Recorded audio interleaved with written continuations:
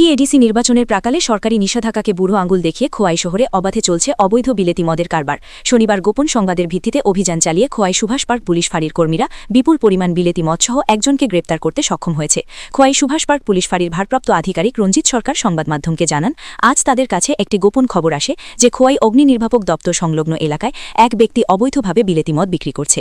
খবরের সত্যতা যাচাই করতে পুলিশের একটি বিশেষ দল দ্রুত ওই এলাকায় হানা দেয়। অভিযানে সেখান থেকে প্রায় 50 বোতল অবৈধ বিলেতি মদ উদ্ধার করা হয়। পুলিশ এই অবৈধ কারবারে জড়িত থাকার অভিযোগে একজনকে হাতে নাতে গ্রেপ্তার করেছে। ধৃত ব্যক্তির নাম নিমু ভৌমিক, পিতা শিবু ভৌমিক, তার বাড়ি পশ্চিম জাম্বুরা এলাকায়। ধৃতের বিরুদ্ধে আবগারি আইনে মামলা দায়ের করা হয়েছে।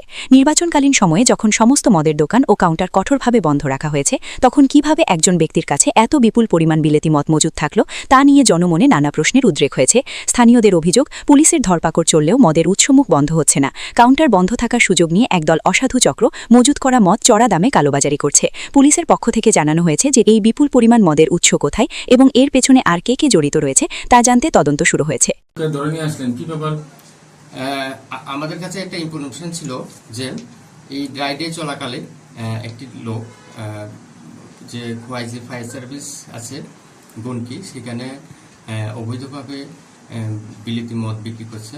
সেই ইনফরমেশন ভিত্তিতে আমরা আউটপোস্ট স্টাফ সবাই যাই এবং সেখানে গিয়ে একজন লোক নিমু ভূমিক, বাবার নাম শিবু ভূমিক, বয়স জাম্বুরা, ওনাকে পাই এবং ওনার কাছে আমরা প্রায় 50 বোতল বিলেতি মদ উদ্ধার করতে সামর্থ্য হই, যার আনুমানিক মূল্য প্রায় 30,000 টাকার মতো হবে।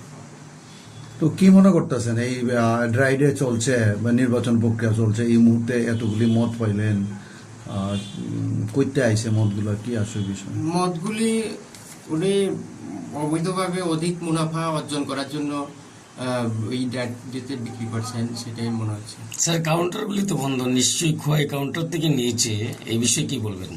না, কাউন্টার তো গতকালকে বন্ধ এবং আজকে বন্ধ, হয়তো বা ওরা আগে বা যে কোনোভাবে নিচ্ছে। আমরা ওকে ইন্ট্রোডিউশন করতে দেখি কি হয়। ঠিক আছে, ধন্যবাদ।